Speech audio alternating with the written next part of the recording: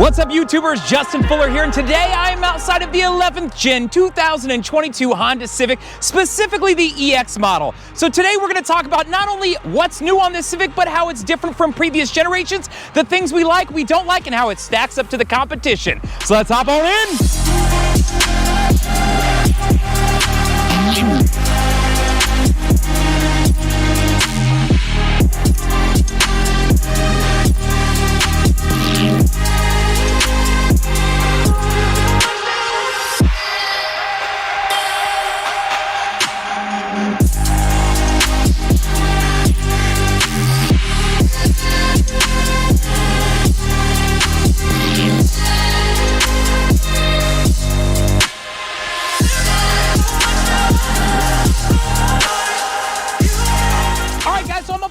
We should probably talk about what's underneath of this new 11th Gen Honda Civic. So let me pull you in and kind of talk about a few things. The first thing I want to point out, it is still using the 1.5 liter turbo engine. Now you're getting, instead of 174 horsepower out of the previous, you're now getting 180, so a little bit more horsepower. Now that's still transferring out to a CVT transmission and then pushing out to your wheels, which you got a little bit different pattern on here, as you can see.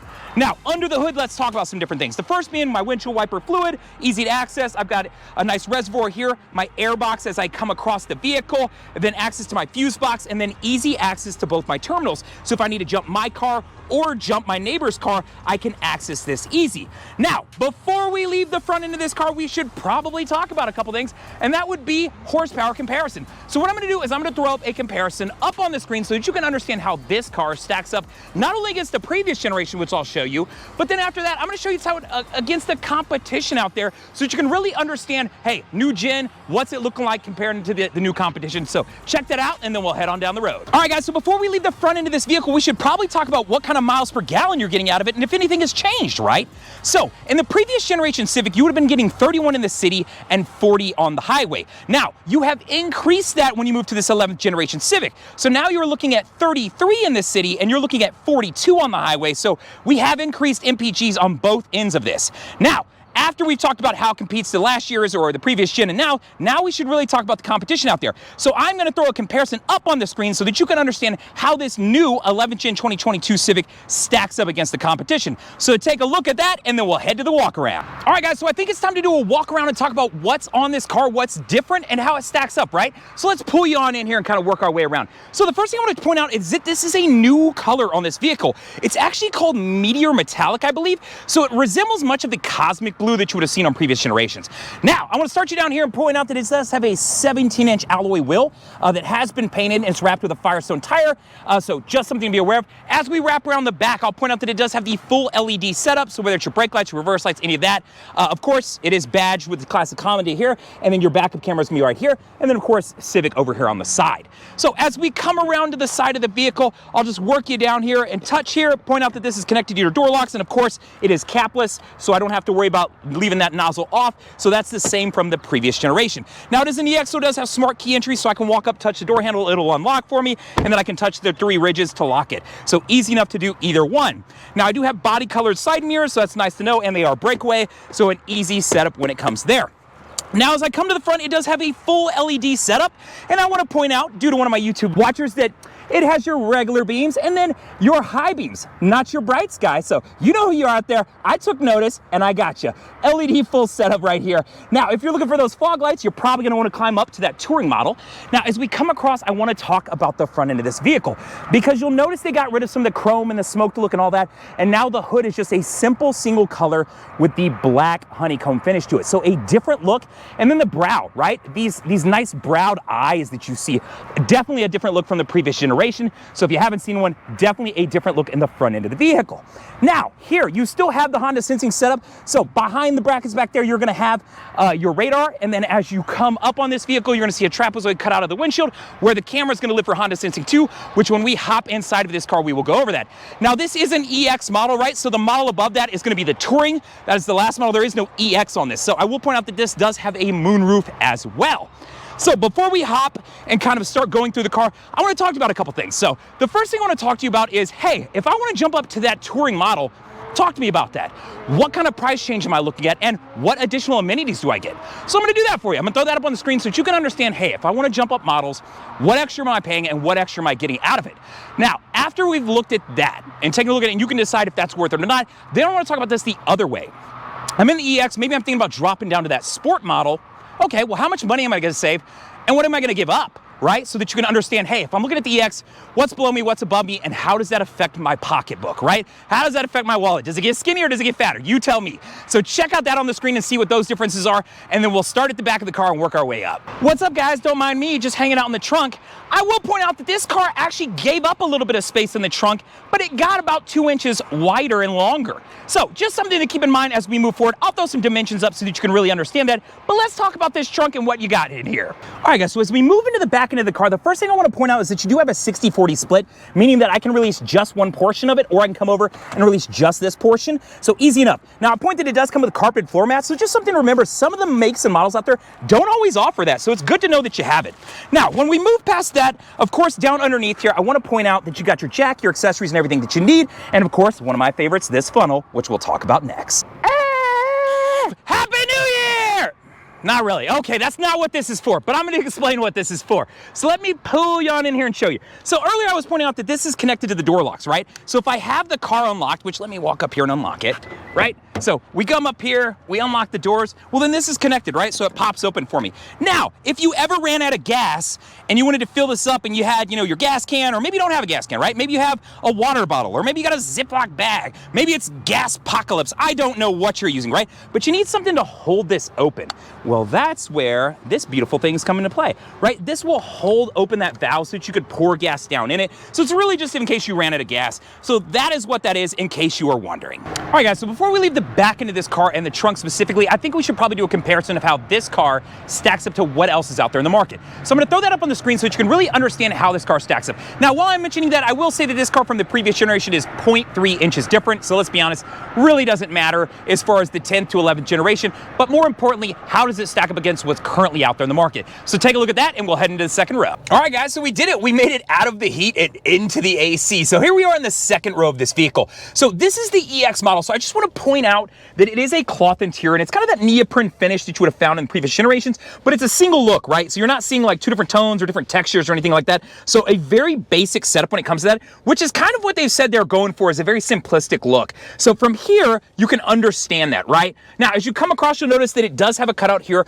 for those additional airbags. So this car actually has 10 airbags in it now. So just to point that out while we're here, you got 2 in the front, 2 front sides, 2 back sides, and then 2 full curtains that run the car, along with 2 knees up there. So you got a lot of airbags in this car. Now, additionally on the doors, you got kind of a rubber finish here, of course, the cloth finish here, and then your normal things with your tweeter and your speakers, and then one pocket. And what did they do again? Come on, guys, you can't give us the second pocket. You're gonna make me climb to the touring for that? Get out of here with that noise. All right, guys, so before we leave the second row, we should probably do a comparison, right? So what I'm gonna throw up on the screen is a comparison of how the legroom back here compares, not only to the previous generation, but additionally, what does it look like against everything that's out there in the market, when you're looking at these Elantras, when you're looking at some of these other cars, right? When you're looking at those Corollas and things like that. So while I got that up on the screen, I will remind you that you don't have air vents in the back of this car, which kind of a bummer. I'd like to see if landed in here. Not that you need it. I mean, the cabin's not huge, but it would make sense to have them back here just for the sake of, why not? It's an 11th gen, it's brand new, do it. But you don't. So after this, we're gonna start heading to the front row of the vehicle. All right, guys, so as we walk up on the front door, there's a couple things I want to remind you about. One, the car is keyless entry, and it is smart key entry, right? So I can walk up and just touch the door handle, it'll unlock and lock for me. You additionally do have the remote start, so all I gotta do is press the lock button and then press the remote start button to crank up the car, right? Easy enough. Now, let's pretend that you killed the battery. Now, in previous generations, you would have seen that keyhole right there to get to. You won't actually see it there anymore, so you might be asking yourself, hey, if the battery dies, how do I get in? Well, it's actually hidden right up underneath there. So if you can see up under there, not the easiest to see and definitely not the easiest to get to. But if you needed to do it on the key fob, because they have changed this, it's a little bit more rounded now. There's a little button you can press here, and if you press on the side, you can slide that key out. Now, once you have that from there, you would need to hold this open, right? And then get up under there to do it. All right, guys, so as we enter the car, I want to point out a couple things. One, manual adjustment here, manual adjustment there. If you were looking for a power seat, you were gonna have to climb up to that touring model. Could kind of wish they would have at least gave you this side, but it is what it is. While we're here though, I will point out in the front seats, you can see you have a two-tone pattern look here. So a little bit different from the back seats as far as what they're doing in the off-color stitching. So just something to be aware of. You can see the off-color stitching here, and then you've got cloth here. You do have a leather wrap steering wheel and then a leather wrap shifter, and then you have the cloth out here and then the door panel setup, right? So window controls, window locks, door locks, mirror controls right here, and then popping the trunk just located in a little bit different place, and then your hood is down and around the corner over here. All right guys, so here we are in the front row of this vehicle, and we should probably talk about spacing before we look at the dash and all the beautiful things that they've changed here. So the first thing I want to do is talk about leg space. As you can see, I've got quite a bit of leg space down here, so if you're a passenger, you would have a lot of that too, because I feel like this is a little bit narrower. I don't know, but you've got the space. So what I want to do is throw up a comparison on the screen so that you can understand how this car stacks up against other cars out there in the market.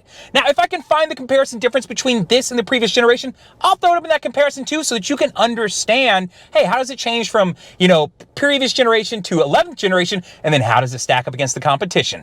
So let's look at some other features now. All right, guys, so as we come across the dash, there is a lot of changes that they've made as far as the ergonomics and the layout and where screens are, and we're gonna work our way across and get to those. So I'm gonna start you down here at the far end right here. So you can see this Honda sensing button. So if I press that button, what it's gonna do is pull up onto that digital side here. So they've set this up a lot like the Accord now in the sense that you have digital. They're actually giving you a digital display as far as your speed and then the analog display. So right here, you can see that first button. It actually is gonna pull up all my Honda sensing features. So let's talk about those for a second. The first one being road departure mitigation. So what that is in the event that it's looking like you're driving off the shoulder of the road, it'll be an audible alert and it'll actually shake the wheel to let you know that, hey, you're drifting off the road. So you can see that that's on, but I can turn these all off. They do have check marks, right? Now, if I scroll down to the next one, this is gonna be my blind spot information system. So let me throw down the mirror and just kind of point this out. You have an icon that is gonna live right there, and this will light up orange whenever there's a car sitting in your blind spot. Now, if you start to get over, it'll also give you an audible alert. So this is also a feature that you can turn on and off.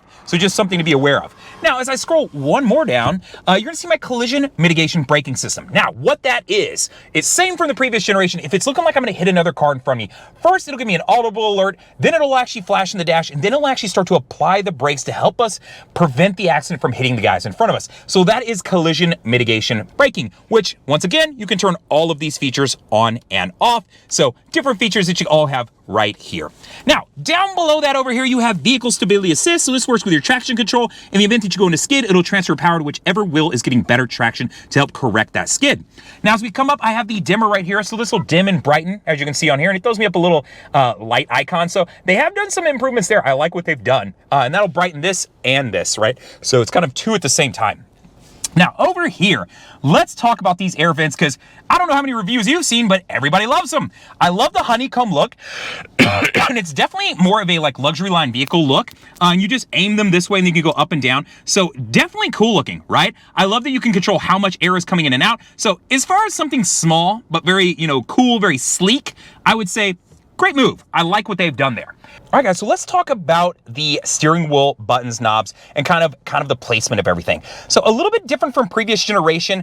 So just so you know, everything's still kind of in the same place, just a little bit different. It's been tweaked, right? So as I come to the left side over here, the first thing I want to point out is this home button, right? So when I press this, what it does on that screen up there is pull up all my available options, and then I can scroll through using this. So you can see us scrolling back there with me. So let's talk about some of these options up here. The first one is no content. I really like that because sometimes you just want a clean display there, and you can turn this tachometer off, and I'll show you how to do that here in just a minute if you really just want to clean up everything that you're seeing. Now, when I jump back into this, obviously I'm gonna get some warnings here. It's kind of cool if I leave a door open, if I leave, you know, the trunk open, it'll throw those alerts up right there. Now, range and fuel, exactly what you would think it is, current and previous trips, you know, trip A, trip B, that sort of thing. And then scrolling down speed and time, just more as far as, hey, my driving, my lapse time, some of those stuff. So nothing new there. Now, this is new that you haven't seen in the previous, model. So I'm not wearing my seatbelt right now, and it's throwing that red X for me. So it'll let you know who's wearing their seatbelt and who's not. So I like this. It's a new addition. I love that they're doing that because if you got little ones in the cars, you just want to make sure that they're safe, right? Now, scrolling past that maintenance, obviously when you get down to 15%, it'll throw you an alert and a code. So that way you can look it up and know ahead of time before you go into a dealership, a service bay, or, a quick lube place. You could already know what they should be recommending to you. Now, as we continue down this, I'll point out your safety support. So this is going to pull up those Honda safety settings that we were talking about. So right back into that same options that we were just in. Now, one more down, you can jump into settings. So they they've done things differently. In previous generations, vehicle settings would have actually been over here on the touchscreen, right? So just a little bit different there. So something to know. Oops, I've just started some directions here. But let's come back over to this. So if I wanted to jump into this, this is where I'm going to be able to access some of those vehicle settings, right?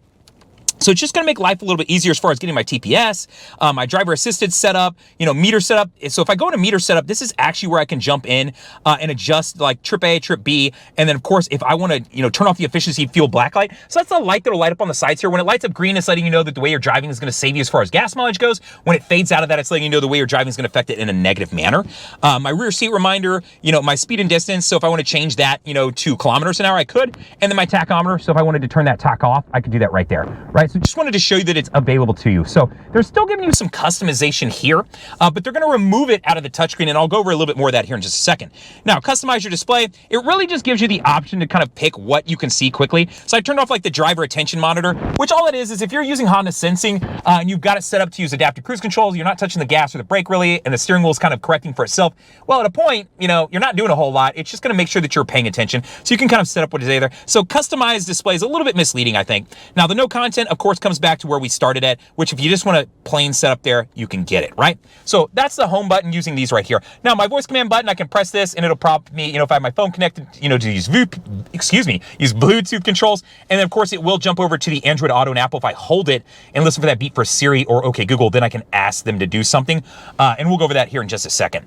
Now, your volume controls, you just press up and down and you'll get this imagery right here when you do it. So easy to understand there. Source, it'll allow me to jump between, FM, AM, anything I would have connected up via Android Auto, or I can jump to Bluetooth. So for the sake of this, I had Grizz planned, so shout out to Grizz, right?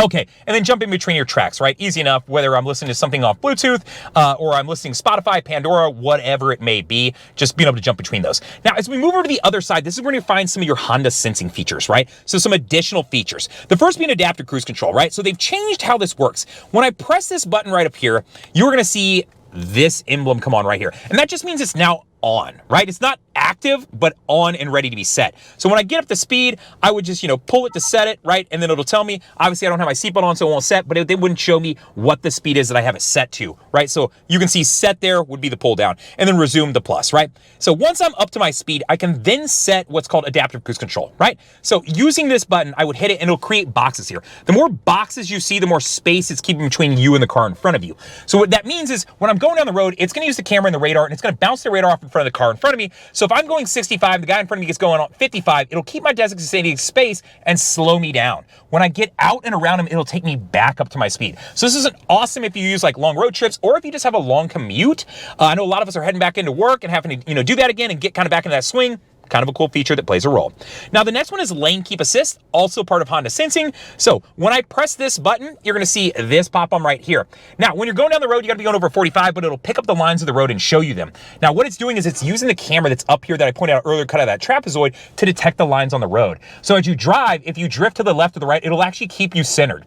Now, if you're the kind of person who typically doesn't use their blinkers and exits a lane, one, shame on you. Two, you're probably not going to like this feature because it is going to pull back against you. Now, with that said, I will remind you that it's like if you've ever been in a car that pulls to the left or the right, that's the feeling. It's not something that if you thought you were going to get into an accident, you couldn't overpower, but be aware that that's kind of what it feels like. If you've ever been in that car that kind of gives you that little bit of pull, that's how it keeps you centered. So just something to be aware of, lane keep assist. Now on the back side of this, you've got your windshield, or excuse me, your lighting controls. I have it set up to auto, which reminder LEDs. And then over on the other side, I've got my windshield wipers just pull down to set them, right? All right, so let's jump over to the touchscreen. All right, guys, so here we are on the touchscreen, and I want to kind of walk you through some things and tell you some positives and some negatives. So the first thing I've pulled up is Android Auto or Apple CarPlay, just depending on what you want to use. So it definitely still has access to that. And down along the bottom here, they've done some different buttons, right? So these are kind of quick jump buttons. If I want to jump over to, my contact list to go via Bluetooth, if I want to go to the radio, if I want to go to media, that kind of route, if I want to go over to my actual Android Auto setup, and then I can jump in here to my menu and kind of go through some different screens. Now, let's talk about the menu screen over here. So I'm going to press this menu button and point out that they've given you options to get through some of these things. So if you want to go to Bluetooth settings and add phones, do the different things like that, no big deal, right? Change device, or, if I want to go in there and see what devices I have available, which that's cool. But what they've done is in here, they've taken away a lot of options and customization. So the one big knock I'm gonna have on this car is this bad boy right here. If you've ever seen any of my previous videos or the tips and tricks video I have for the last generation, which I'll throw it up on the screen up there, that way you can see all the different things that you could have done in the previous generation. It is kind of a game changer for some people because this is going to be a very basic setup, which is, what they've said they're going for is, hey, I want to go back to just basics. And this is very much that. It'll do the basics of getting you on Android Auto, getting you, Bluetooth, getting you radio, but it's not going to give you really any customization. So if you're looking to throw up, something on the screen behind anything, now you can do that via here. But if you're looking to do it anywhere else, you don't really have that option of being able to put, an image up or anything of that nature outside of using Android Auto. So just something to be aware of. The menu is kind of limited in the options that you have here. So, very basic, right? I want to go to my clock settings and change my settings. Okay, easy enough, right? So not a lot going on in here as far as customization. So I just want to point that out. Now, with that said, I will point out though, connecting up a phone is easy enough to do. All you got to do, turn your Bluetooth on, press it, and if you've never connected up a phone, it'll prompt you. So easy enough to do that. Your radio, obviously you jump over here, you want to scan around, do whatever you want, and then select it and hold, and it'll set that station, right? So not hard to do these basic things. And then media-wise, if you've got, something plugged in, you can listen to that. Or if you want to go to Bluetooth and just listen to something, you absolutely can. And then jumping over to Apple CarPlay or Android Auto, which this is where I think they're kind of focusing. They understand that you're going to use your own media, so why not just make it very simple and easy to get to? So for the sake of that, you can access, Google Maps, Waze, Apple Maps, Spotify, Pandora, so many different things. Your Messenger, Teams, Waze, YouTube Music, and plenty of others. So I will throw something up on the screen with 15 of the most popular apps that people tend to use. Now, outside of that, I do like that this display actually sits up a little bit higher. So if I move it up, you can see right over it. You are out facing the road. So I love that they've done that to make it a little bit easier for you as far as keeping your eyes up facing the road. However, I think they've kind of dropped the ball in the sense that you don't have a lot of customization here. They've taken a lot of that out of this system, but the basics of this may make it easier for people to work through. Now, down below this, of course, you have those air vents that everyone seems to love as you read in reviews. So controlling that, and then your flashers. And then right below that, you've got your AC controls. So, I can control left and right separate of each other. So it is dual climate control. So I like that they've at least done that. That's kind of a nice take. And then you do have heated seats. So you have your controls here. And then on the other side, you got one a little bit out of the screen right there. Sorry for the shaking there. And then below that, they have changed this up. So now your phone is going to plug into that USB that lives right here, and you have a 12-volt outlet. Now, they have done it once again. I use a Google Pixel 5, right? So this is about the size of an iPhone, and with the charger, it kind of sits cattywampus in there. Yeah, I threw that word in there. Why not? So I've got to unplug it if I really want it to be able to sit flat, which is just kind of a bummer. Come on, guys, get it together. But they did make it super deep, so maybe I could get away with that. I don't know. Let's check it out right now and see if it'll work, right? So if I drop it in there, will it fit all the way back there? Nope, still sits kind of, aimed up, but it does have a nice rubber finish under there that you can use. But hey, you know what? You take some wins, you take some losses. That's where it's at as far as the ergonomics on that. So let's talk about the center stack. All right, guys, so let's talk about the center stack and layout here. So they've changed it a little bit. The first thing that I read and actually saw is that they've angled this actually a little bit over towards the driver. And I think he said it was like 14 degrees, which, hey, in the real grand scheme of things, does that matter? No. But it is a little bit closer to you just to make it easier to grab. Now, as you shift through these things, I will throw up the backup camera on here and point that out to you just so you can get a good visibility on it. You've still got 3 different views here. So, I've got 3 different views that I can click through. Regular backup camera, give me that additional 170 degrees so I can see left and right. And then one aim straight down if I'm backing up to something, right? So they've made it nice and simple, nice and big. So it sits up a lot like the Accord. If you've ever looked at an Accord, or if you haven't, maybe you want to check one out. Hey, I've got lots of videos on those too, so I'll throw one of those up on the screen. But this is how the screen kind of lays out there. So kind of nice that they put it up because it gives you more visibility there. Now, down here, of course, you have drive, and then you've got sport, and then you've got your lower gears. So sport gives you a higher RPM rev, give you a little bit more get up and go, but you are going to give up some of that gas mileage. So that new 33 in the city and 42 on the highway, you're going to lose that if you go into sport mode. Now, the opposite way to go on that would be the econ button. So if you press that button, you're actually going to see this graphic come on up here, and it'll drop a leaf in right there. This is going to improve the gas mileage, but in doing so, it's going to do a couple things. One, it's going to take a little bit of power off the accelerator, and 2, it's going to affect the AC unit. So in limiting some things and shutting down some of the electrical systems in the front of the car, you're going to get some better gas mileage out of the car. Now, the car does come with an idle start-stop feature. Not a huge fan, never have been, but if you want to turn it off, you can. but you are going to have to press this button every single time you get in the car and turn it on to turn this feature off. Now, what this feature is that when I come to a complete stop and I'm seeing like a red light, it can turn the engine off, but keep the electronics and the AC going. But there's that lag that when you hit the gas and start to go, that it has to kind of click back on and then turn on and then go. It's not that bad, but it's just one of those things where I'm like, kind of leave it or take it. Your parking brake's electronic, so just pull up to set it and it will set right there, and then press down to release it. Now, the next button right there is going to be brake hold, and I'm going to throw my seatbelt on so I can explain this feature. Now, what this does is if I'm in stop and go traffic, right, I put the car in drive, so here we are, we're in drive, and then I press the brake hold button and you see brake hold and you see it's holding. What it's doing is now I'm in drive, I can let go. My foot is not on the pedals down there, so I got nothing on the pedals and I'm not moving. Now, when I touch the gas, it's going to turn the hold off. I'm going to move forward, and then when I come to a complete stop again, because this is Austin and that's how far you go when traffic's around, it then presses the hold down again. Now I can release my foot off again, so nothing here, and it's still holding. So this is good for like stop and go traffic, or if you're in like a drive-through line, but you got to have your seatbelt on, so just remember that if you take your seatbelt off, it will do a couple things. First thing, it's going to tell you, hey, we just engaged the parking brake because you're supposed to be wearing your seatbelt. So it's going to throw that parking brake on so that you don't roll in front of roll into the car in front of you. So that's how brake hold works. Now you got your two cup holders up here along with some, kind of graphite finish here. So that's pretty nice looking. I like it. Doesn't have fingerprints, and it's got a little bit of grippiness to it. So kind of cool. We'll see how it wears over time. And then underneath here, I've got, a little storage unit. So nothing special there, something that I can pop out, and then some additional space down in there. So, what's going on down there? We got a rubber finish down here in the bottom. So that's always nice. I like it when they do that and you can pull it out and wash it off. So just kind of one of those cool things. Nothing fun on the back of that. So sorry guys, no Easter egg there. Just checking to make sure for all of us in case. All right guys, so we did it. We made it through the entire 2022 Honda Civic, right? This is the EX model. So like I said, there is a sport model below it and there is an touring model above it. So if you want all of the bells and whistles, you can absolutely get that. But we should probably start and kind of talk about all the comparisons that we went over today. That way we can kind of review, right? So that's what this is about. So I'm going to start you at the front of the car and we're going to talk about horsepower. So in the previous generation, you were getting 174 as far as horsepower goes out of that 1.5 liter turbo heading out to that CVT. You're now getting 180 horsepower. So I'm going to throw up that comparison on the screen so you can see how it stacks up to the competition out there currently in the market. Now, after we've talked about that, let's think about miles per gallon. Right? So previously you would have got 31 in the city and I believe 40 on the highway as far as the Civic goes. Same thing with the same engine. So they've tweaked and tuned it. Now you're getting 33 in the city and you're getting 42 on the highway. So you are getting some better gas mileage out of this vehicle in the 11th generation, but it's minute. Something to keep in mind. Now, after we talked about that, we should probably talk about legroom in the front row, right? So I'm just going to work our way back. So I'm going to throw that up on the screen so you can understand how this car stacks up as far as front legroom in case you're compared to other cars out there, so you can understand where it's at. Now, after we've talked about the front row legroom, before we leave the front row, I do want to talk about a couple things. Ergonomics of this dash. Awesome, very pretty, nice looking. It is a very luxury feel to it. Kind of reminds me of like an Audi or something European, right? However, the screen, I love the placement. You've lifted it up. Also reminds me of originally Audi and then kind of everybody took that on. However, they took away all the customization in here. So not a huge fan of that as far as the display. And then behind me here, or behind you, I should say, they have set this up a lot like an Accord. And I do like that you have the, the digital display on the side. I would have loved it if the whole thing was digital. Don't know why they didn't do it, but hey, whatever. Usually the Civic grabs all that new technology because it's younger buyers that typically like it, or people that are just kind of early adopters. But for the sake of this, they didn't. But they did give you the miles per hour and the both set up it digitally and analog. So I like that you can see it either way.